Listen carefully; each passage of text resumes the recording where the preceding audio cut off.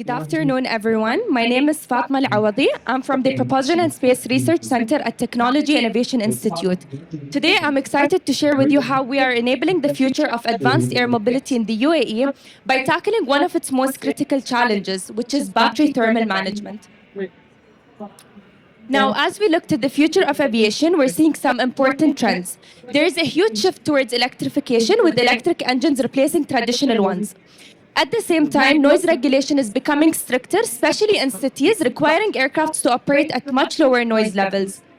The industry is also focusing on short to mid-range flight to improve urban mobility and reduce travel time. And there is the need of mass production of electric aircraft to meet growing demand. Now, this brings us to the exciting promise of advanced air mobility. Now, with advanced air mobility, we can lower commute time. It's environmentally friendly, cutting down on emission. And because electric engines are quieter, we're going to see a reduction in noise levels. Also, advanced air mobility allows operation in cities, opening new ways of travel. However, there's a major challenge, batteries, which is what we're trying to solve here. One of its key limitations is that it has low energy density, meaning that batteries do not store enough energy for longer flights and they're heavy, and this affects the plane's range and efficiency. Also, there's the one of the other key issues is thermal management. So batteries tend to heat a lot during use, and in hot climates like the UAE, keeping the batteries at the right temperature is even more critical. We also have the charging times and ensuring that these batteries last long enough to make these aircraft reliable, and the need for proper certification to ensure safety. Solving the issues associated with batteries is key to making advanced air mobility a reality. Now, why do we need battery thermal management in UAE? Well, in UAE, the summer temperature often exceeds 45 degrees Celsius, and keeping the batteries at the right temperature is even more critical then, because higher temperature brings lots of issues, including longer charging time, lower available power, higher risk of thermal runaway, meaning that if we do not cool the batteries enough, it could lead to failure, or it will lead to failure, and leading to catastrophic events, just like the images we see here.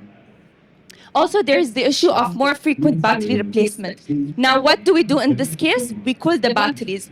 We have two main methods of cooling. We have active cooling and passive cooling. Now, in the chart here, we have the cooling cost across different ambient temperature. Let's focus on the UAE's temperature, which is from 40 to 50 degrees Celsius.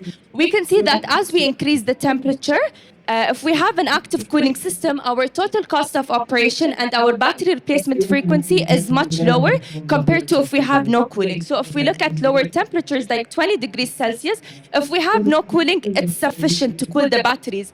However, for higher temperature and extreme temperatures like the UAE's temperature, we need to have an active cooling system. Now, when we're studying the different cooling scenarios, there are several factors we're taking into consideration, such as the variation in ambient temperature, the battery replacement frequency, the loading time limitation, cooling scenarios, and power requirements, as well as the changes in air density. Now, how do we design an effective cooling system? Here, what you can see is one of the designs we have created and optimized and simulated using CFD. And the concept here was to have a different coolant channel shape with integrated impingement, and they're arranged in a way to target those hotspots, so to avoid those hotspots on the batteries. And this method allows the battery design to be flexible, adapting to different missions and environments. Now, additive manufacturing transforms battery design by enabling complex geometries, enhancing thermal management.